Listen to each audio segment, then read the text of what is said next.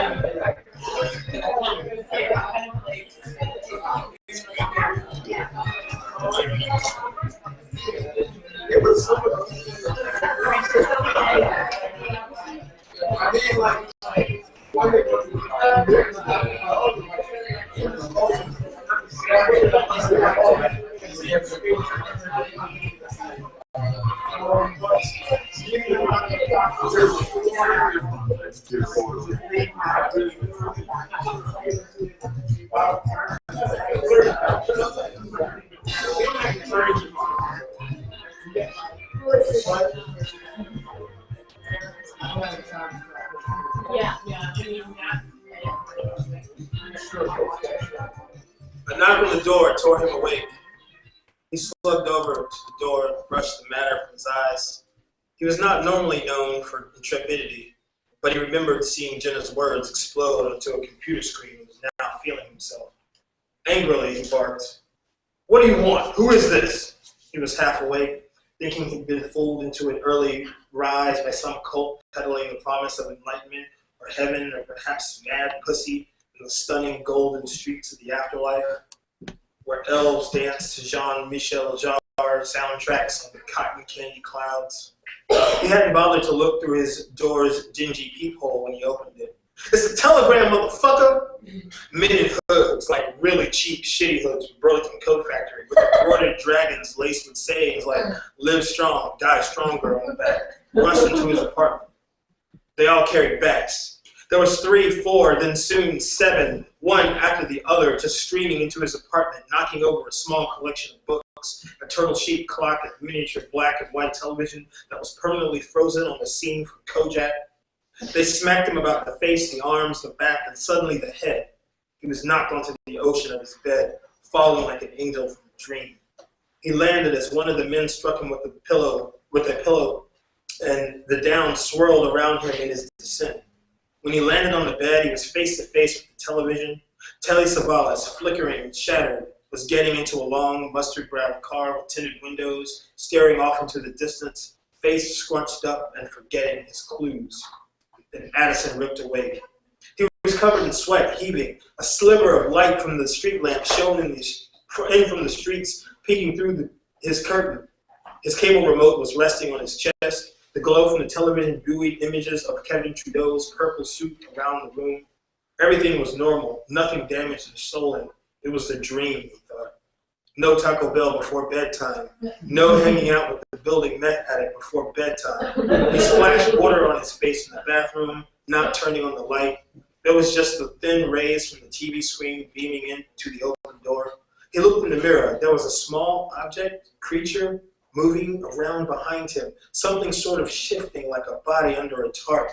It was way off in the distance, it seemed, though the back room was smaller than his boss's office at work. Panicked, he turned around. Nothing was there. He looked again, and the object seemed to be moving closer, faster. He looked behind himself. Again, nothing. Then back at the mirror, he could see the form of a pudgy man bounding towards him, When it looked like it was nearly 5 feet in back of him, he could see it was clearly a slumped-over man, about 5'8", troll-like with rich brown skin, tattered and patchy, oil-stained clothing, rubber gloves, and wearing a gas mask. Addison wanted to scream, "How the fuck was this happening?" As the man approached faster, he held out his arms as if reaching for the back of Addison's head. Addison put his face in water again, splashing and muttering to himself. When he looked at the mirror again, the man was not there. He stared at the mirror and began to cry. He pulled himself up, feeling the warmth of the salty liquid pooling up in his face. He managed to make it out into the living room. Domo was sitting on his couch, holding a gas mask on his lap. Domo was in the garden, suspended by vines snaking up his neck, over his body, around his legs. His eyes are closed shut by thick pats of moss. I slowly make my way over the lush thicket. I stop in the middle. Each step I take, a lotus appears behind me, small bursts of color and humming rainbows. I stare at Domo's naked body swaying in the brilliant sun. I'm on top of a roof, covered by a translucent green dome. Ah, there are pixies flittering high. I follow the trail of glowing dust. For a second, I spiral into candy-coated madness, and that second, just floating against a rainbow backdrop, aloft in pyroscape. Unicorns and tree pirates and Mennonite trolls. I make my way back. I've got a job to do. I drop my Fred Perry bag, pull out a pen and a pad and wait. A side door opens and Addison walks in. He is cold, scarred, and naked. There's a stout white man behind him in blue jeans and a raglan t-shirt with the pinball game decal on it. Beautiful ruby red lips and sweetly sad eyes, jet black hair. He gently nudges Addison forward. When the man pulls out a metal rod and inserts it into Addison's anus, then pulls 2 wires from that rod and plugs them into Addison's eyes. The man walks over to a small generator, flips a switch, and with a thunderous whir, it clunks on. A luminous disc appears under Addison's feet and raises him off the grass. The heavyset white man puts 2 fingers to his own forehead in a half salute, pats the generator and starts to leave, but as he turns to exit, he looks towards me and says, hey, I thought this story was about Tam. I stare at him for a second. Domo's body slowly sways on the vines. Addison is hovering over us on a disc of light. I smile. When the man leaves, I am still there at the center of this domed garden. The bodies before me are husks, floating templates in the crisp air. I am not alone. I am here with ravenous werewolves that take children from their bunk beds at night. I am here with radioactive space gnomes at 3 a.m., playing Chinese checkers and drinking clear Pepsi One and throwing the cans at the alligator sharks. I am smashing hotel windows and tipping over donut kiosks at Wawa with the ghost of Audre Lorde. I write the following sentence on a page. I cannot die. I have a backstory. Addison is sitting in a cafe on Columbus Boulevard, struggling over the last 3 words of a Scientologist crossword puzzle. Domo is wearing a dress, driving a cab, making up songs in his head about the ocean. Jenna, the sister of a presidential hopeful, is stealing Arizona tea from a Chinese bodega. Weird Hal is baking a pie filled with a lightsaber and hastily written pamphlets on the intersection of the freedom rides and 80s Italian discotheque architecture to be mailed to Emil Abu Jamal. Tam is beating a drum, but Addison is using a harpsichord, old AOL startup discs, and printouts from Susan Powder's live journal to train hamsters to grind espresso. But Domo is skateboarding backwards in the Lost Public Enemy video, warning the youth about cell phone cancer. Jenna is making love to a woman wearing a Louis Vuitton hazmat suit. Weird Harold is crumping to Arcade Fire acapellas in front of Bill O'Reilly's teleprompter. Tam is beating a drum. Tam is beating a drum. Tam is beating a drum. Thanks. Yeah.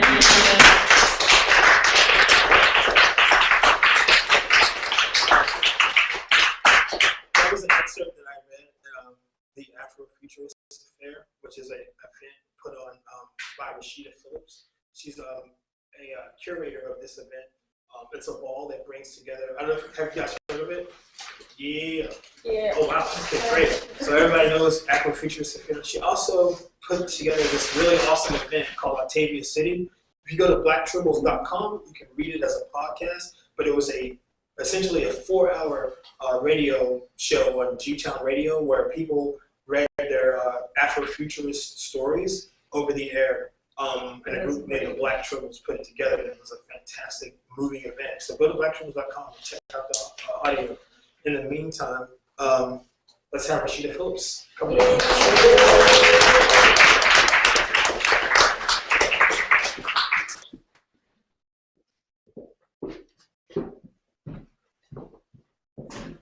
Hi. Hello. Thanks so much. I'm so humbled by that introduction. So, I'm Rashida. I'm going to give a few disclaimers, although I try to avoid giving disclaimers before I read a story or a poem, but I'm going to do it this time. First of all, I'm dressed like this because I have to leave out of here as soon as I read this, because I have to go to a fundraiser at my daughter's school. So I'm on double duty tonight. So please don't think me rude after I run out of here after I read my story. Two, this story is a work in progress. It was previously published in a free ebook available online called Possibilities. They're like morsel, bite-sized, short, super short fiction, Black science fiction stories. So this story was originally published in there, but I expanded on it, and it's a very important story to me, and I'll tell you why after I read it. It's called The Family Circle, and again, since it's a work in progress, please forgive me because I'm going to probably stumble through it a little bit because I'm still actually The Family Circle. At the moment when an act has been accomplished, light seizes it and carries it into space at lightning speed. It is incorporated with a ray of light, becoming eternal. It eternally be transmitted in the infinite. Camille Flammarion. The small box was carved out of a dark wood the color of the sea, sitting in a sliver of moonlight. It sat on top of her dresser, which was also a wooden box. This one dirt brown and shabby, with a drawer missing from the middle like a row of gap teeth. A large frameless oval-shaped mirror with beveled edges hung above the dresser, situated directly across from the tiny room's only window. She had arranged her furniture that way purposely, so that she was always looking out the window, even when her back was to it. The lone window, however, only overlooked an abandoned trash-strewn lot behind the apartment building, a grim reflection of how she saw her own life. She stood in front of the mirror now, observing all that it dully reflected through its thin film of dust. Herself, the window, her 6-year-old daughter who sat on the bed coloring her a birthday card, and a small box on the dresser. Particles of dust traveling with rays of light through the window, hitting the mirror, scattering the light and creating a glare that obscured her face.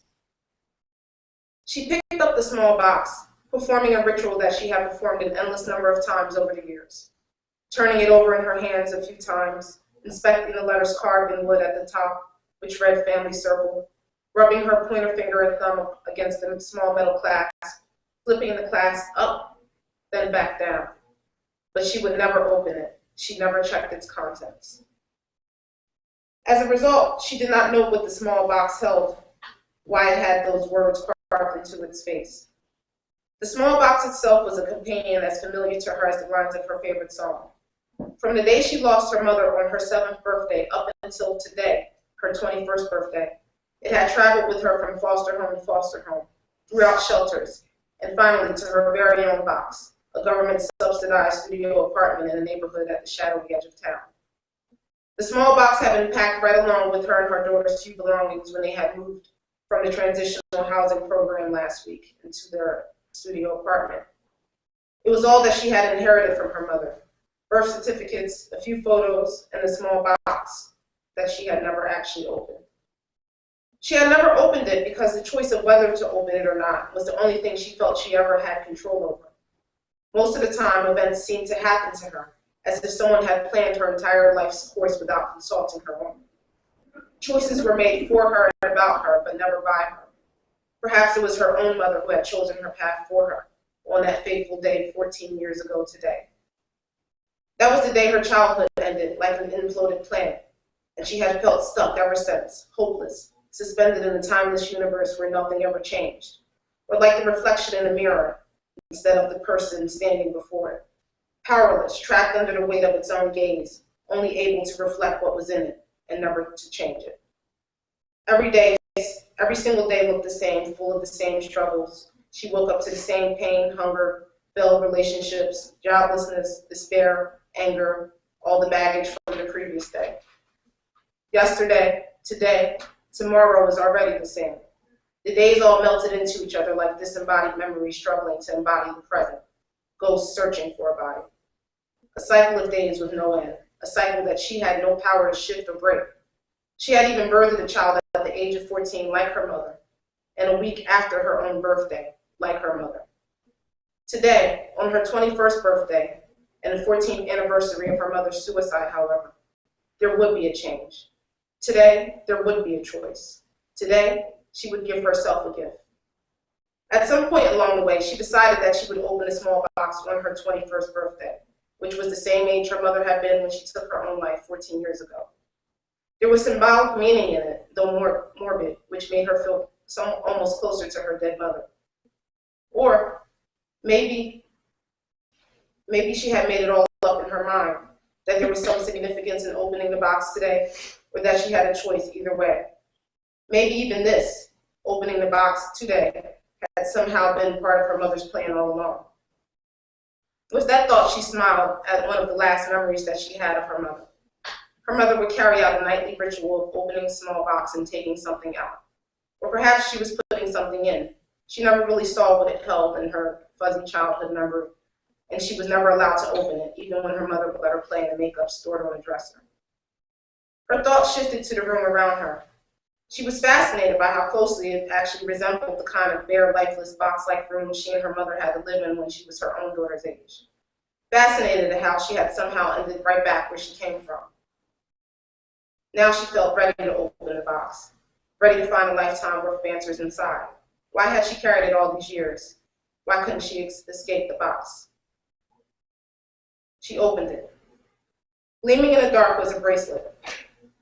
She lifted it out with 2 fingers and inspected it.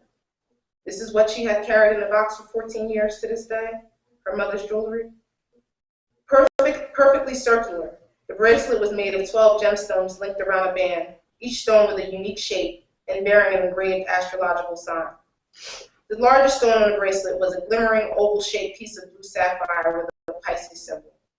Beneath the bracelet and inside the box was a card that had instructions and a name and the sign of each stone.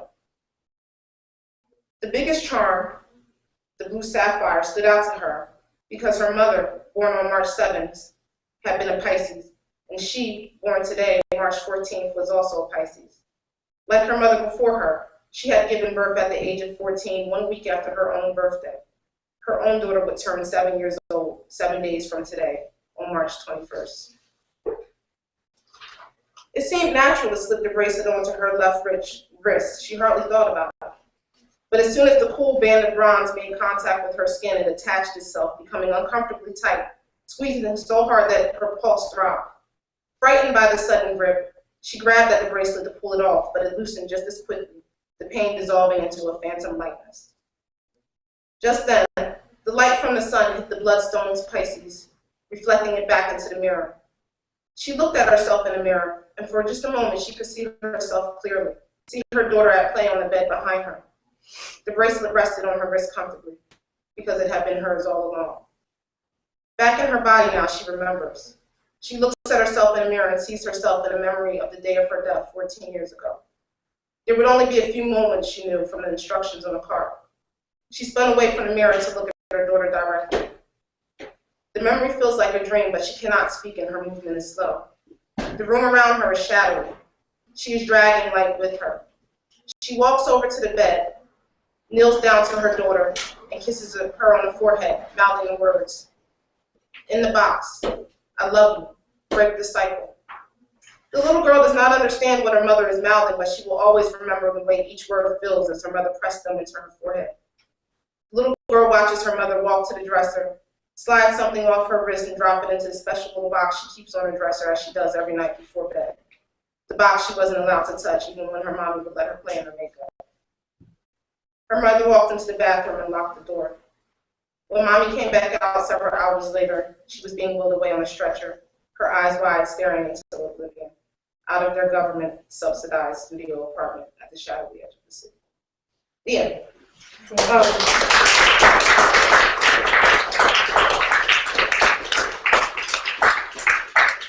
Thank you very, very much. So my post disclaimer is this. This is a true story, actually, in a sense. I, to get a little personal with you all, had a daughter at the age of 14. My daughter is 14 years old, and that's who event I'm on my way to. My mother had me at the age of 14. My mother had me in May, and I was born in April, like almost exactly a month before her. And my daughter was born, she was supposed to be born in March, but she actually came premature and she was born in January.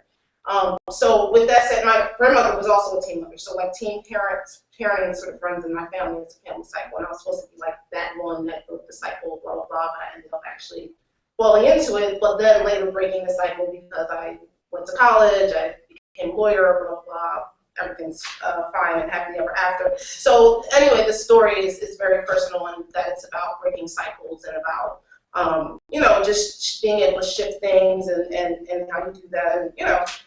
So yeah, and it's a work in progress. It's also part of a larger series of pieces that I'm working on around time travel and, you know, time travel in a very practical and everyday sense of the matter. So yeah, and I bought these cards to sort of be a prop to the story, or like different crystals and astrological and tarot and all that stuff. So anyway, thanks.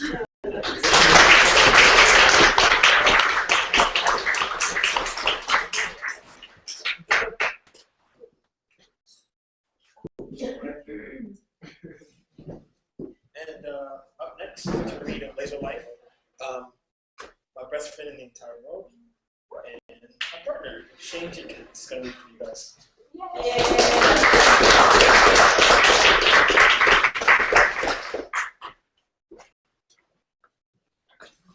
Hey everyone, thanks for coming out tonight. It's really cool to see all you guys. Yeah.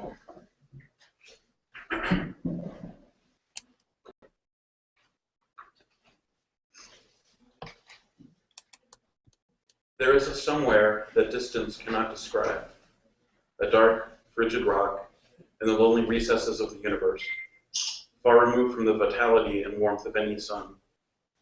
A being, a life form, perches on a rock, shivering. It is the last of its kind, the end of an undiscovered race in an undiscovered world. The being has no name, and only a vague idea of its appearance. Its only source of warmth is a psychic energy that radiates outward, a burst of pure love, longing, and hope, transmitted to the universe. This energy appears to the being as blue specks, swirling in a squall, and disappearing into the infinite black of space. These specks are the first and only thing it has ever seen, the only respite from the void. It holds its hand out, and the specks dance around its fingers before they're released to the universe, searching for someone or something. Derek can't feel his hands. Even through 6 layers of clothing, the wind off the ice sheet slices through the wool, fleece, and polystyrene as if his hands were bare. It is spring at Enigma Lake Station, the 4th coldest place in Antarctica. The snow has stopped, but it's colder when it's clear. With an extended infrared prod, Derek scrapes the ice off satellite Z2, the last of the 27 dishes in his care. The water sloughs off the dirty aluminum and immediately freezes when it hits the tundra. Derek trudges back to his yurt, one of 6 residential structures in a semicircle set off from the frozen lake. In his time at Enigma, there have been up to 4 other residents at a time, various scientists and students who have come and gone. But he's been alone for the past 2 weeks, compiling data and protecting the dishes. He sends off his reports and switches on the television. A group of kids from the 90s are rollerblading away from police while holding a red floppy disk. Hackers. Hackers is always on. Derek sighs and begins the arduous task of getting undressed. He brushes off the frozen crystals that have adhered to his beard. He uses his teeth to pull off the outer gloves, and then peels away the other layers. The hats, the boots, the leg warmers, 3 of the 5 pairs of socks. Derek is down to 1 hat, 1 pair of gloves, socks, and thermal underwear when he notices the blue speck on his wool-covered finger. It is a rich royal blue, a bit larger than a snowflake, shimmering in the warm light of the heater. Derek removes his right glove and picks up the speck with his naked finger. Immediately upon touching his skin, the flake bubbles and is evaporated into the pad of his index finger. And this is where Derek is knocked on his ass. Because as the speck enters his bloodstream, he's flooded with the greatest sense of joy he's ever experienced. Every happy incident from his life swirls around in his brain, adding up to a cumulative feeling of bliss. His first roller coaster ride, his first kiss with Wendy Mack, before he became so self-conscious about how skinny his body was. Riding in the back of the car with his brother, telling jokes in sign language that they'd made up themselves. His first telescope, and the shivers from when he looked at the aurora borealis. His father, laughing and splashing in the ocean, a couple of years before dementia would rob him of his larger-than-life personality. Not the time he lost his virginity, but the third time after that, when he wasn't so nervous. And along with all these memories, Derek feels love, a pure and accepting love, the kind which he had never known. There's a warmth that moves along his arms, down over his bony ribcage, washes over his genitals, and down into his legs and feet. For the first time since arriving in Antarctica, Derek is warm. He removes his other glove, hat, socks, and long johns, and revels in his nakedness. In his 36 years, is it possible that he's never been in love before? There had been relationships, occasionally serious ones, but something had always gone wrong, some sort of incompatibility or body dysmorphia, different mental planes, until he had fled to become a secular techno-monk, crunching data in frosty isolation. But this is love. The warmth probes Derek's mind, and he allows it free rein to his thoughts and memories. And in return, he's granted access to the being's consciousness. He feels the isolation and loneliness of the endless void around the being, and offers it warmth and compassion. As their minds and souls dance around each other, Derek feels close to the being, feels its presence become larger, more imminent, so he's not overly surprised when there's a knock on the door of his yurt. His hand trembling, like the first time he unhooked a bra strap, Derek opens the door. And there, standing amidst a cascade of drifting snow, completely naked, is American film actor and philanthropist Angelina Jolie. The snow coats her long, dark hair, and a few flakes cling to the landing strip of pubic hair she sports. But she does not shiver, does not try to make her way inside. Angelina just smiles the pouty half smile that sold millions of magazines around the world. The icy wind is blowing papers around inside the yurt, and this snaps Derek out of his daze. He grabs Angelina's beautifully manicured hand and pulls her inside. They don't say a word, their thoughts still inseparable. Angelina pulls Derek's face to hers, and their tongues flick over each other's as her hands explore his body, tracing her fingers over his ribs, circling around his sunken navel. She reaches between his legs and feels the heft of his balls and wraps her hand around his hard shaft. She takes her other hand and guides Derek's fingers through her pussy, pushing his fingers inside her. Angelina moans as he moves them in and out, lightly circling her clit with his thumb. Angelina leads Derek over to his bed, his fingers still inside her. She lies on her back and spreads open her legs. Derek lies on top of her and runs his tongue over one nipple and then the other. Angelina throws her head back and thrusts her body forward, pushing his head into her breast. Derek adjusts his penis and is about to enter her when he stops and sits back. Angelina sits up, propping her weight on her elegant elbows. Am I not sexy, she purrs? Is this not beauty? Beauty is in truth, Derek says. You're wearing a beautiful mask, but I wish you would take it off. Angelina drops the sex kitten persona and speaks in clear, flat tone. If you see me, she says, you cannot unsee me. We can never go back to this, to whomever you desire. I could be anyone for you. I only desire you, he says. There will be a price, she says. I would gladly pay it, he says. Angelina stands up and pulls Derek to his feet. Hold my hand, she says. Don't let go. He runs his calloused fingers over her smooth, milky ones, and then clasps her hand tightly. Angelina takes a deep breath and closes her eyes. Derek feels the taut skin of her hand become slippery, and he grasps tighter. He can feel the bones of her hand shift and turn, stretching the skin. Her hand becomes hotter, far past the temperature of a human, but he does not let go. He looks into Angelina's eyes as her face melts off, dripping like splotches of hot wax onto the floor of his yurt. The being's body begins churning, changing its mass, expanding and contracting. There's a great rumbling, and Derek's books fall off the bookshelves as the floor begins to shake. The being's hand has gotten so hot it sears Derek's skin, but still he does not let go. A pair of claws tear their way through what had been Angelina Jolie's feet, as the rest of her body splats onto the ground in a gelatinous lump.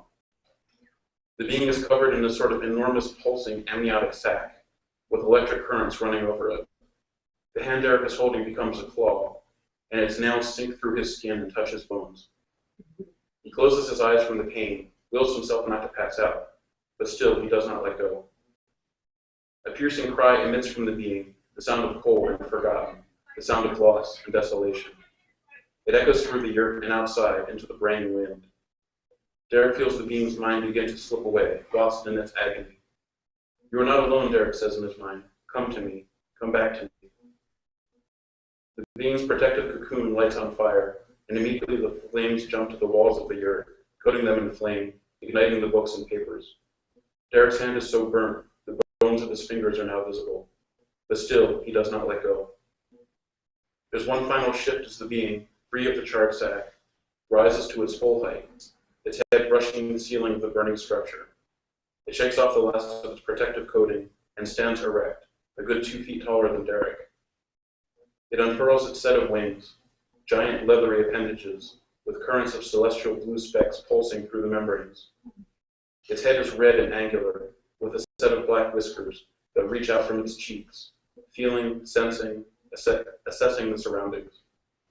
It digs its clawed foot into the floor, and with a great whoosh, brings a giant wing over Derek's head, protecting him from falling debris from the burning yurt. It's okay, it whispers into Derek's ear. You can let go now. But Derek doesn't let go. He can't feel the pain anymore, and holds on tighter to the wing. Are you an angel, he asks? A demon? Those words are the same in my language, the being says. The fire has engulfed the yurt. Derek's bed is a wall of flame. The glass on his computer and monitor bursts from the heat. Will you protect me, Derek whispers. The being pulls him closer. I will always protect you, it whispers back. It draws its wings around Derek, the leather sprouting a set of downy feathers to cushion him. Derek nuzzles his face into the wings, brushing his beard hair against the soft feathers. They secrete a musky balm into his charred hand, cooling it, starting a healing process. As it tightens its wings around him even more, Derek is aroused, his penis probing the being's stomach, rubbing over its smooth reptilian flesh. An orifice opens to receive it, soft, warm liquid. The being's tongue, pointed and dark crimson, probes Derek's willing mouth as they taste each other's true essence for the first time.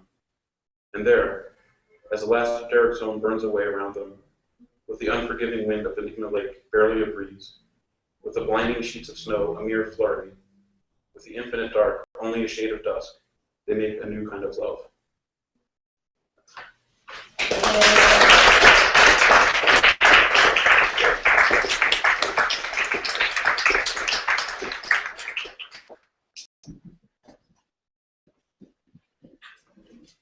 Thanks, guys. Give Shane another hand.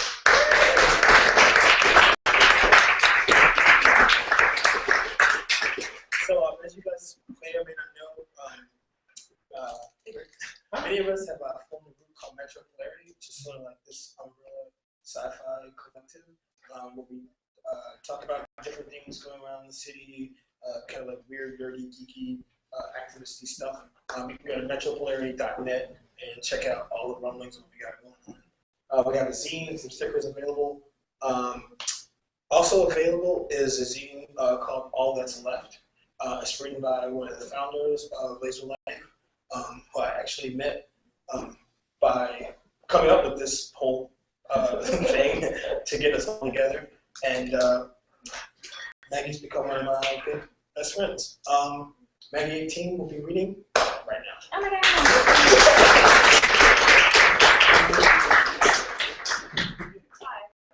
Hi, I don't know if y'all know, but we've been live streaming on YouTube via this computer here. I don't normally sit, but I guess maybe we'll try it out. Right, so I write this thing called All That's Left. It's in the back. It is episodic and non-linear, and you can sort of pick up any story and read about the characters and get a feel for this really like sad and struggling world that all these people live in. And the more that you read them, the more that you get about the world. So I'm going to read a story right now that's like some background dialogue or whatever you want to call it. Also, I forgot to print it out, so I'm just going to read it off my phone. Like I do this.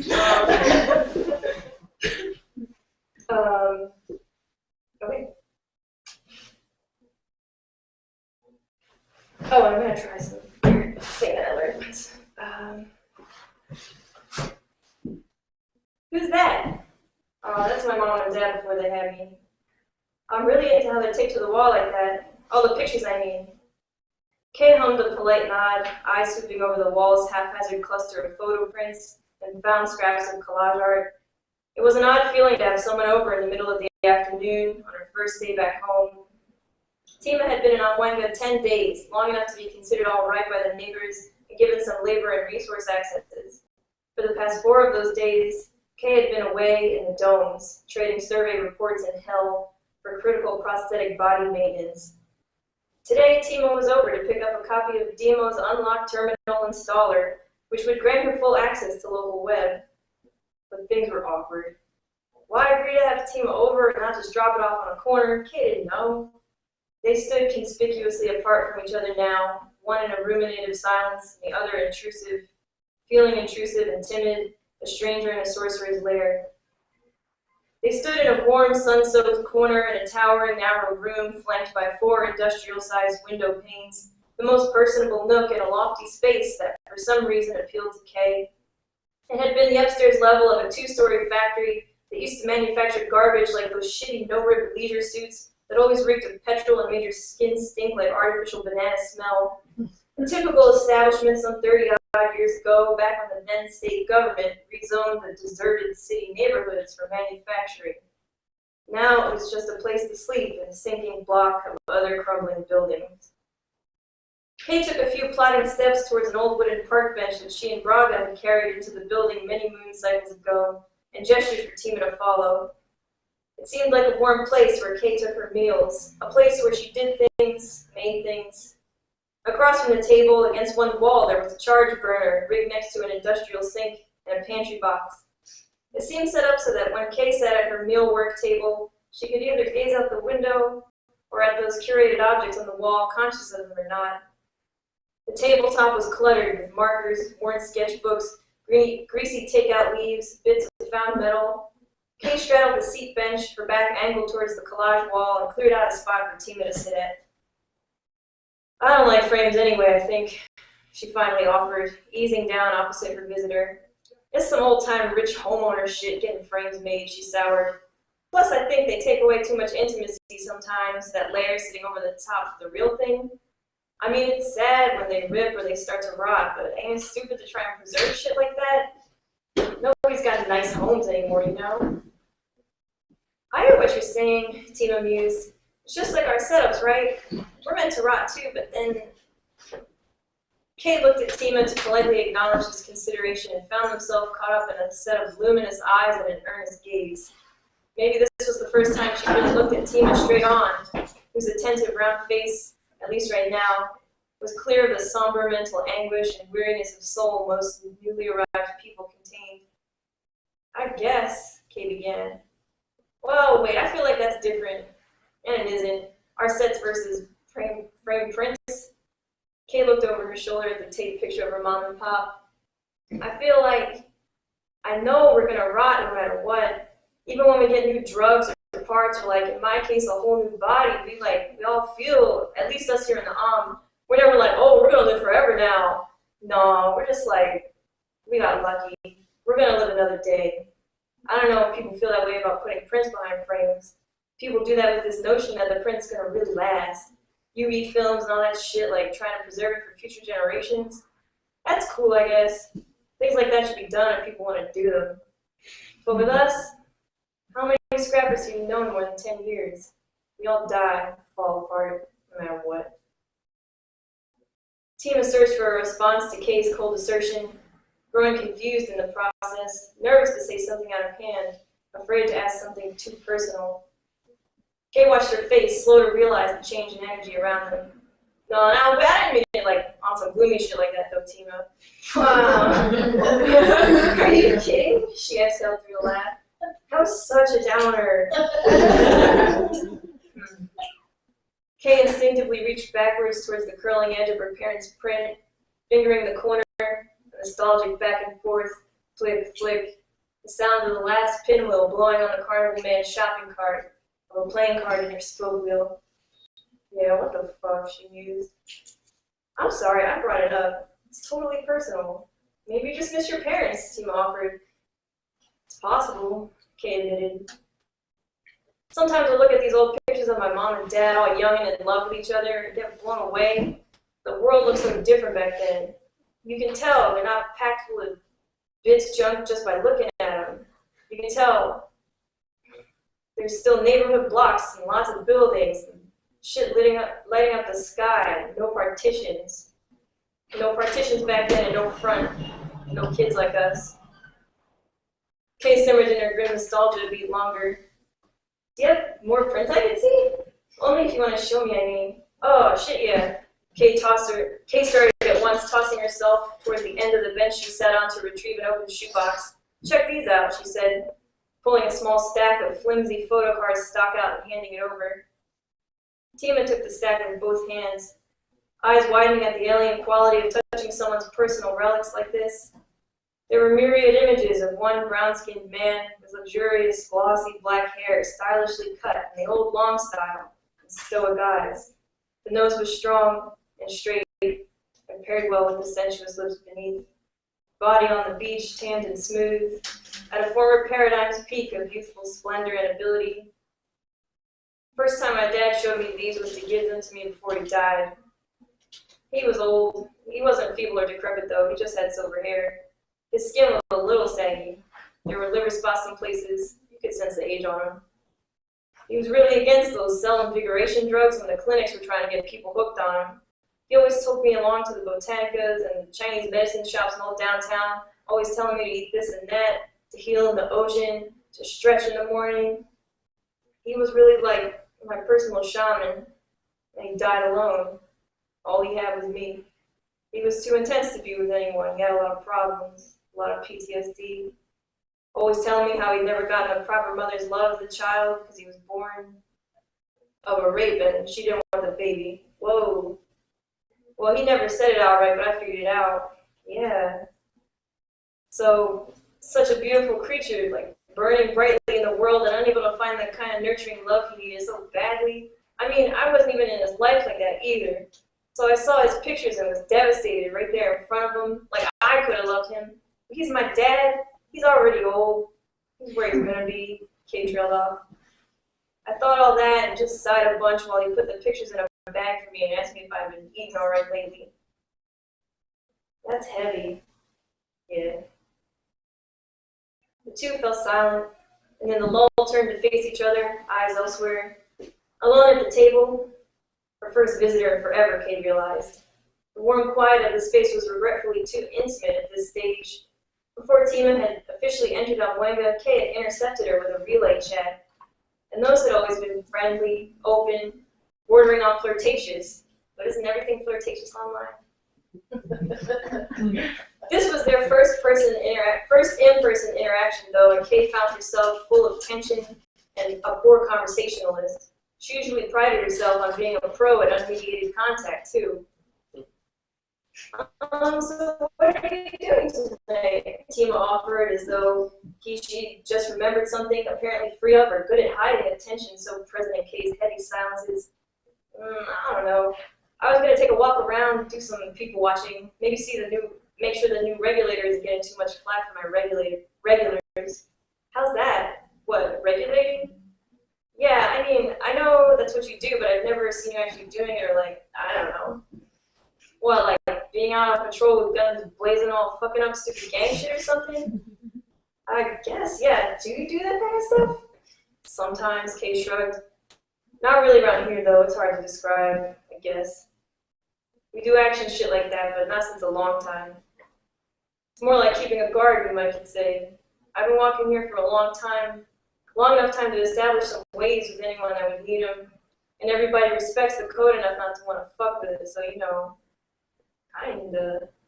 Well, okay, I'm just gonna tell you, everyone here knows if shit ever got heavy here again, like it was back when I first took it back, there's people waiting to jump on it in the chaos. The people that maintain my setup would try and rally me and Posse to do some fucked up shit, give us new guns, probably try and flood our bodies with engineered hormones, try and trick us to help them out so we keep everything safe and headed towards progress. Kay frowned at herself as if what she just said didn't sit right with her. What I mean is that in gritty little cities like ours, unless we're too good at what we do or we get too out of hand, no one pays us no mind. That makes sense? Sorta. I had no idea it was like connected. I mean, what you're saying right now is sort of blowing my mind anyway. Yeah, it should. Those motherfuckers behind the partitions, people I used to work for, they think they're allowing us to be here. I mean, in a way they are. They hook me up for certain things in return. But they have no interest investing in hostile groups of human, smelly, community-minded people like us. They don't got resources anyway. They always scheming on it. So they'll just leave us be and wait for our shit to get organized and clean enough to eventually slip in and take over, and then make up new names for places we already got stories about, move partition walls over a couple hundred more kilometers. That's not gonna happen, Tima jumped to say. No, it's not, Kay added harshly. There's enough good minds working out here to, She stopped short. It wasn't like this in the Drake town you came from? No, I think I told you before in the chat, there's still some drone-protected domes up that way. They haven't been replaced by partitions yet, and there's no heavily augmented cyborgs like you either. So like all the settlements outside and around the domes, well, there's only one actually. The settlements are still all like survivor villages. Really, K-Goth. Yeah, it was kind of awesome though. I stayed with a cool family and their gnarly pack of dogs actually. Why the fuck did you move here then? Tima paused, suddenly hearing the foolishness in her own words, then shrugged matter-of-factly. No medicine. No experienced healers. A lot of people died really easy.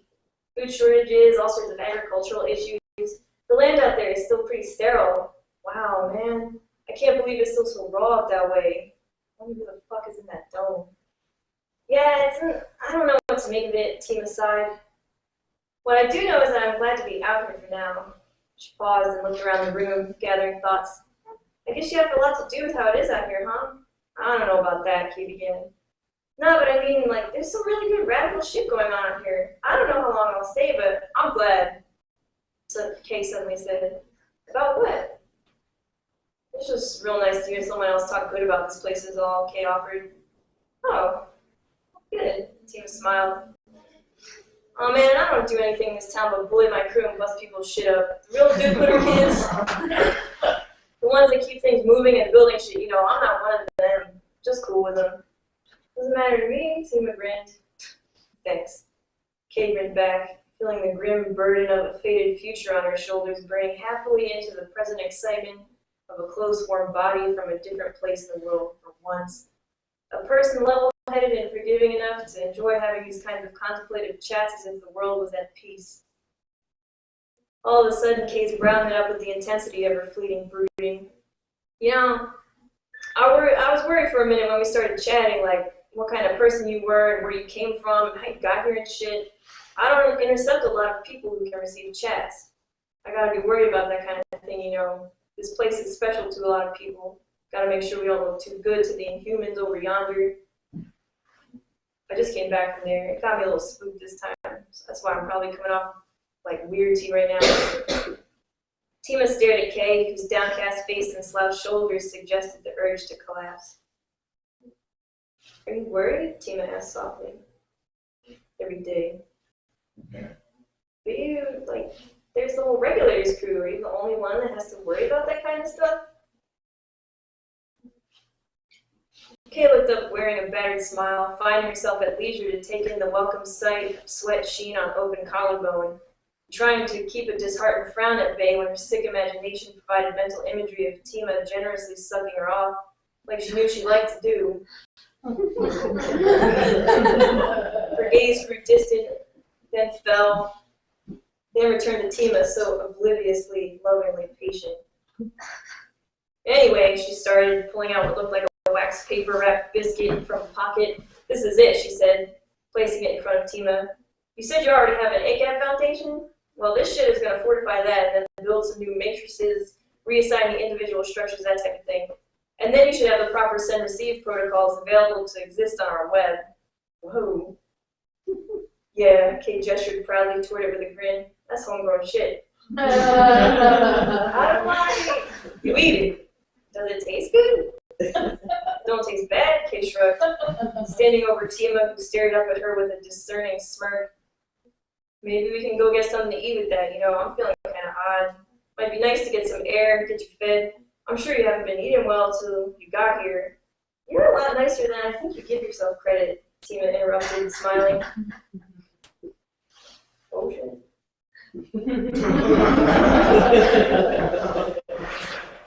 I just want to say that. She stood up. Kay's sternly fraught gaze softened for a beat, disarmed, with no response.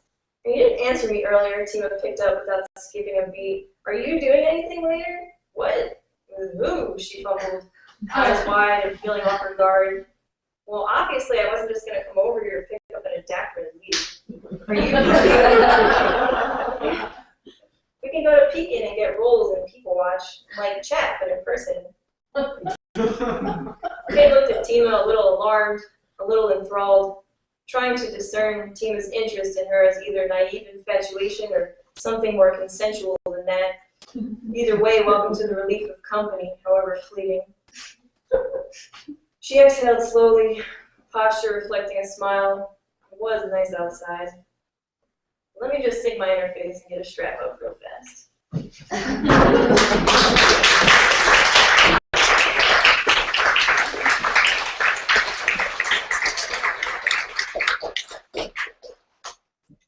So, the A-Space lets us do this, and if you guys find it in your heart, want to change their way, yeah, awesome.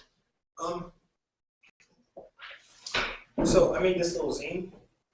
It's called Art Dust. It's got some of my stories in it, and this is the first zine I've done since I was like 20 or something like that. Yeah, it was really fun to make, and it's got a story about Shane in it, and it's got 5 or 6 of my stories as well. Some of my collages and stuff. So come see me. I'm asking for a $5 donation if you got it. Solid gold. So yeah. Apparently it's solid gold. $5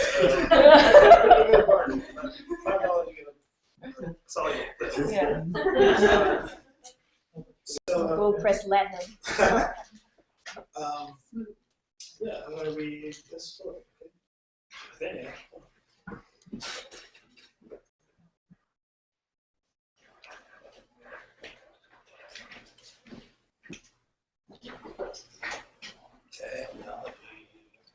I know, I had to read from my phone. I was like, oh, Man.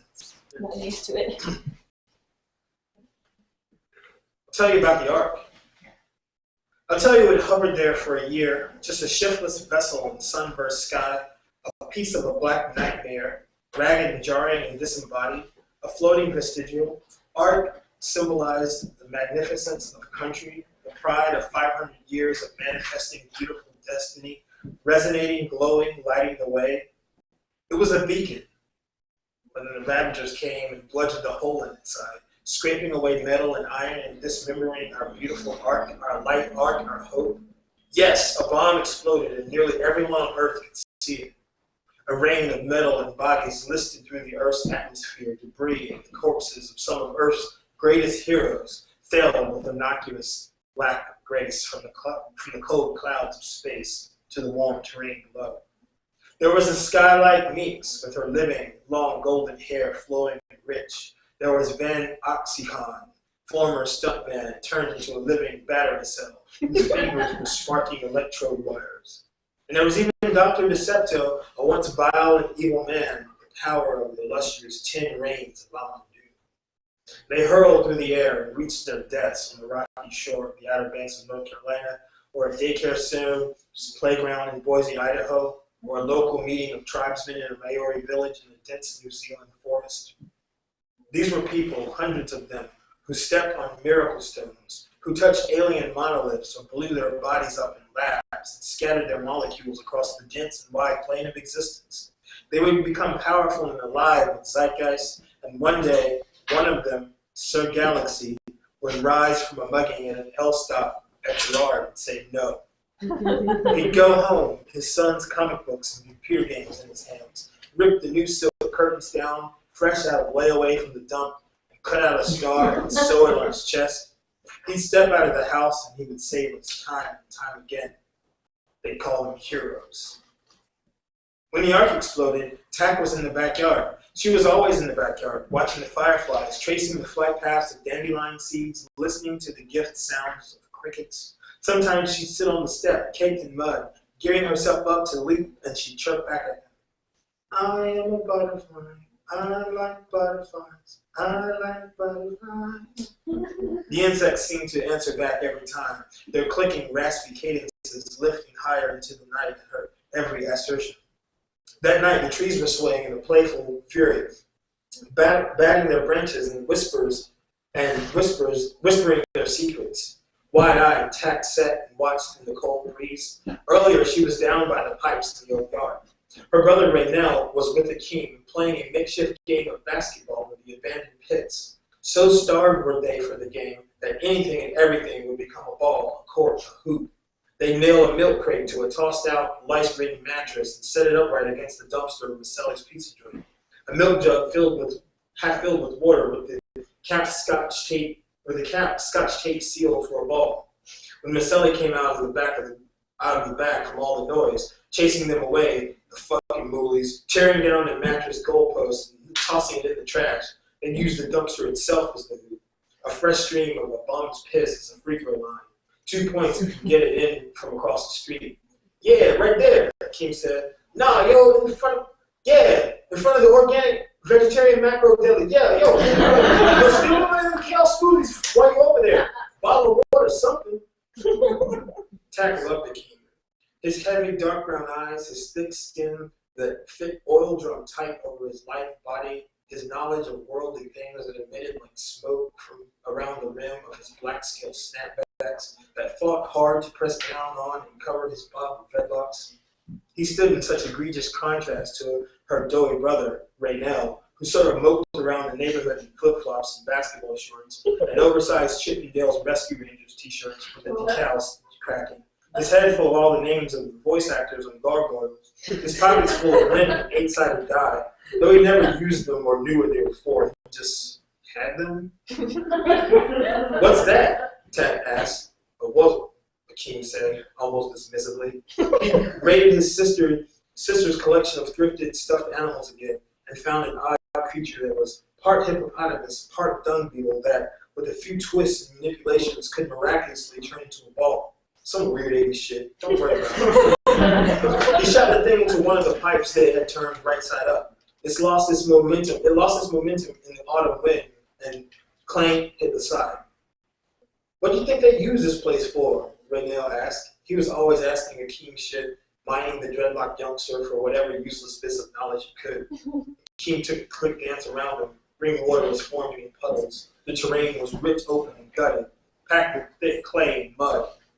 I don't know, Akeem answered in a way that implied that if he didn't know, then probably no one did. Oh, snap, LeBron with the steal, he said, shifting the subject to the game at hand, swatting the muzzle/basketball out of Raynell's hand into the muck and grime of a nearby huddle. Raynell? The boys kept jostling for the rebound for a few seconds until Akeem ripped the sloshed, dirty thing from Raynell's hand. It flung upwards, hung in the air, and then came back to the earth a few feet away from them, a few feet from where Tack was standing. Raynell! The fuck? Akeem said in between throwing up, sinking to his knees. Raynell just stood there, his slouchy shoulders slouching even more into the pit of his stomach until he was almost concave. Tack was standing before him, her skin swirling around her, melting off of her, loose like a river. Her little body was being pulled away like tapioca, dripping off the spoon. Something rose in Raynell, seeing his sister like that. He rushed past the still gagging Akeem and dove to catch his sister just as she was falling into his hands. What are we gonna do? My God, I knew we shouldn't come out here. As Tack lay in her brother's arms, her skin slumped its way back onto her bones. Slowly it swam again in reverse, moving lightly at first, then torrently, as film rewinding onto a reel. Oh my God, he was still saying, his face in his hands, barely able to breathe. The sun was slowly descending. Soon they'd have to be home, and Mama told them not to go into that yard. There they were, in the yard, playing with an NBA dream on loop, dust rising like the roar of a crowd. Theirs was the type of mother, well-meaning, the social workers would say, who'd smack their hands if they snuck an extra piece of bologna without asking, or if they'd stay up 8 minutes past their bedtime to watch the first couple of jokes from Will and Grace. She'd be in there swinging the belt like no near. So Raynell left Akeem heaving on the clay, dusty floor. He picked up his sister and ran towards the city. Who to talk to? Who to call? There was Mr. Feinstein, the man who lived across from his Aunt Geraldine in Fishtown, a white man who was always wearing an apron and sweeping his front stoop. He had helped Raynell once, shooing away a throng of bullies with his brooms, so furious the steam from his head almost popped off his yarmulke. No, but there were the Kennedy sisters, two twins who had moved in up the street, one with dyed red hair, the other completely shaved except for her hairy legs. They wore patches on their backpacks that always had starving African children smeared over them in stark black and white images. They wore cut-off jeans and passed out pamphlets and ate a lot of garlic. They always had an answer for everything, but no. So, up the stairs to Tony's house they went. Raynell sat tacked in a swiveling seat, tried to keep her upright. She was weaving in and out of consciousness, mumbling, "Beware the sound of my light," she said. This was a girl who was at her most eloquent, quoting the few episodes of Sailor Moon she had recorded on her daddy's VCR. "Beware the sound of my swift light." Wow. Tony was a chubby Italian kid, an older boy whose parents were always out of town, left to his own devices. Mainly those devices were jailbroken iPods he'd stolen from Hassan's halal goat and chicken emporium and check cashing place, where their side job was selling Apple products that were 2 seasons out of date. Tony had PlayStations and Xboxes hooked up to speaking spells, wired to modems, huge old ones that were thrown away when the local high school upgraded to Apple IIs.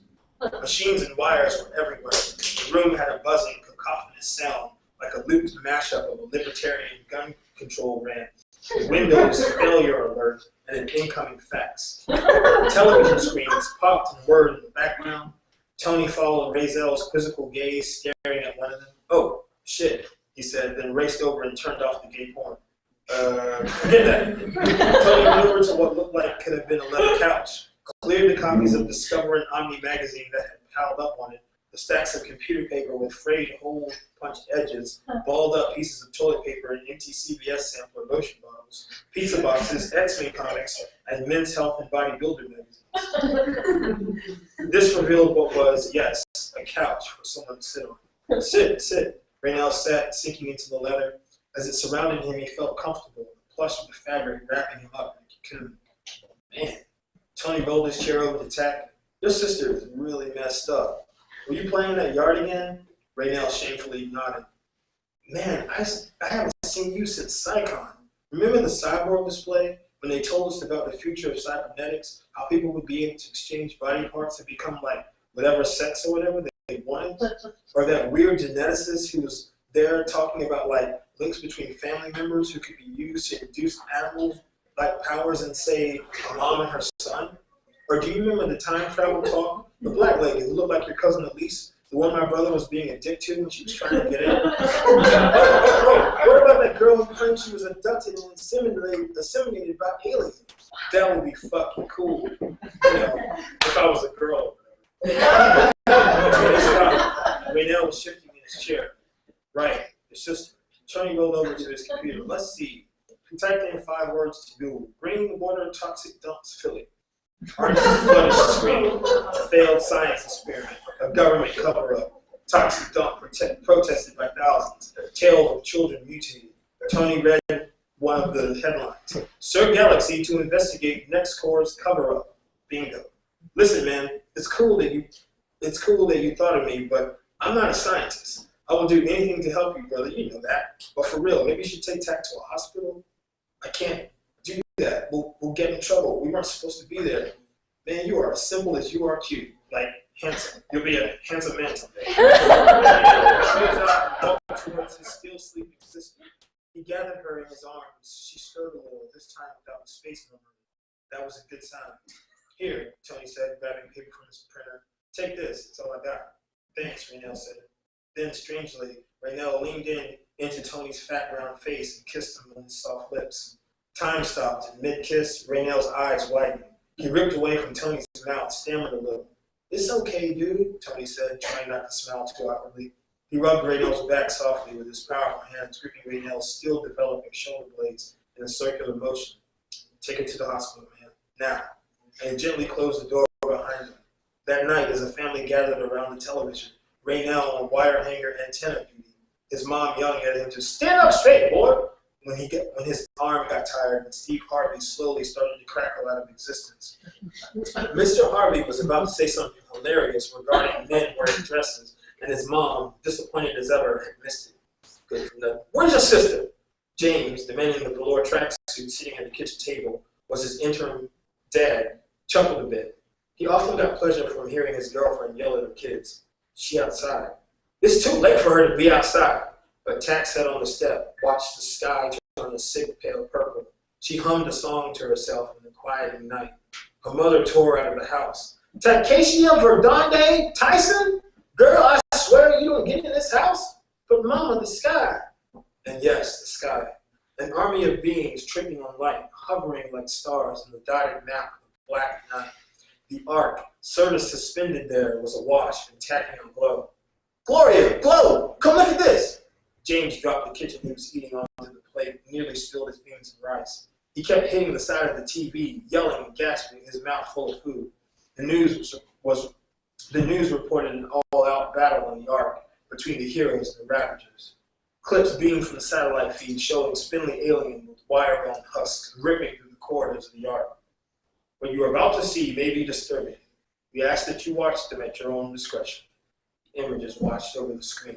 Lady Tusk being gored by a sharp screaming beast. Another one was ripping Bullhead Jackson in two, acid dripping from the face of from his slowly corroding face. The blur was screaming in rapt agony. Pieces of yellow and green and blue spandex flitted everywhere as the Ravagers tore them to shreds, all except Sir Galaxy, who, facing a horde of the things, went nowhere. There was a searing light expanding from him as he clenched his mighty fist, then a warp of the air and static, and then the arc exploded. Oh my God, their mother said. Your father's up there. I mean, what? Raynell said, turning to her, his face a sad questioning squint. Gloria, once proud single mother, forceful, strong, wrapped her robe around herself and shrunk away from Raynell's gaze. People were coming out of their apartments and shrieking in terror, looking up at the sky. Comets of light plummeted to the ground, and Tack stood there, talking and singing and humming to the crickets and the trees and wind. I am a butterfly, I'm like a butterfly, I like butterflies. The child's voice rose higher and higher. Soon, everything around her became a wave. The neighbors looked on in terror, diverting their eyes from the sky above and to the child in front of them, who was swaying and singing, warping in and out of reality, flicking and flickering, then finally disappearing, and boom! A cloud of dust encased the entire block. Long, spindly, prickly, and green pus emanating insectoid beings trumped through the craters of the street. They impaled so many that day. One of them, carrying the tattered body of Sir Galaxy, his costume shredded to fibers, his mask ripped off, revealing taut black-brown skin and lips like slices of mango. One man, a former manager at a fresh grocer, just some white guy in a Phillips hat and sweatpants, his last words were, "Sir Galaxy's a black guy?" Right before a Ravager slashed his head open with a long blade. Raynell, Mom, goddamn superheroes. Raynell and Gloria huddled together under a tree as screams and wails erupted through the hood. Where were the heroes now? See, they didn't like it when we ran into the two Korean bodegas with lit firecrackers and tossed them at their cats. They didn't like it when we stole cars from IKEA, loaded them with Tack and other 5-year-olds from the neighborhood, armed them with super soakers filled with jungle juice, and raced them down 2nd Street during First Fridays. The heroes, they didn't like it when our pants sagged, or when we imitated celebrities with our shoes soles, foot puppets slapping in front of the city hall with the voice of Bill Cosby. We never saw them in the hood. Mom, what's going on? Gloria swallowed her pride. She remembered all the comic books and video games she had taken away from her children over the years, how she spent an evening burning Neil Gaiman's entire run of Sandman in a bonfire after a PTA meeting. Fuck Spider-Man, Tony had told a wide-eyed and impressionable Raynell from behind the counter at his brother's comic book store. This is that real shit. Gloria sighed. Your father is... The air turned into a foul, husky sulfur. In front of them were two bony alien faces, hissing and venomous. What you did to us. They seemed to keep repeating. They raised their tentacles to strike. Then Raynell and his mother held each other tight, waiting for the death blow. Then the sky turned a bright and resonant pink, then green. There was a distinct aroma of a metallic and magnetic smell that was sharp and stinging. The aliens froze and looked up. Across the sky was the image of a girl. Her name was Takeshia Verdanier Tyson. She was smiling, large, flickering, blocking out the stars and the moon and the sky. All of the aliens stopped killing and maiming and looked up to the sky. The face of the girl sang out, I am a butterfly. I'm like a butterfly. I like butterflies. The raptors turned from a burnt black to a gray to stone white to crystal. Flecks of light from the street lamps sparkled in their bodies, turning that light to warm purples and oranges and blues. They grew wings. I am a butterfly. I'm like a butterfly. I like butterflies. Her voice was a kind of magic. Slowly the aliens took root in the ground and their bodies bent and swayed, turning into long porcelain dandelions with crystal seeds. Tak's face burned with something that looked like anger, the kind a child her age gets when you turn off the door of the Explorer reruns for the night and send her to bed with the sun still up. She puckered her lips and blew, a strong wind racing through the street, sending the seeds up and away. Sir Galaxy gingerly rose to his feet, his face pulpy and warped, his lips unable to move. Gloria walked over to him and placed a finger on his lips, fell into his chest, crying. Raynell moved to the middle of the street. A crowd had formed. Survivors climbed out of their homes and abandoned buildings. A glowing light appeared before Raynell, a person there materializing. It was Tony. He was wearing headphones and holding a bag of barbecue pot chips. He squinted, not sure what was going on. He looked at Raynell, who was covered in dust and bits and pieces of alien shit, scraps in the dark. Tony looked up and saw Tak's image hovering over them like an LCD screen as big as the universe. He ate a chip and said, fuck yeah, found this shit under the genre of good.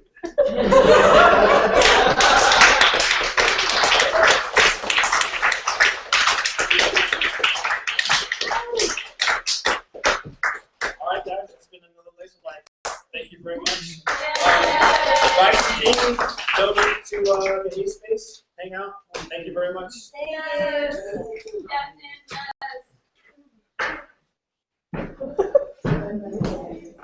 This concludes our evening's broadcast.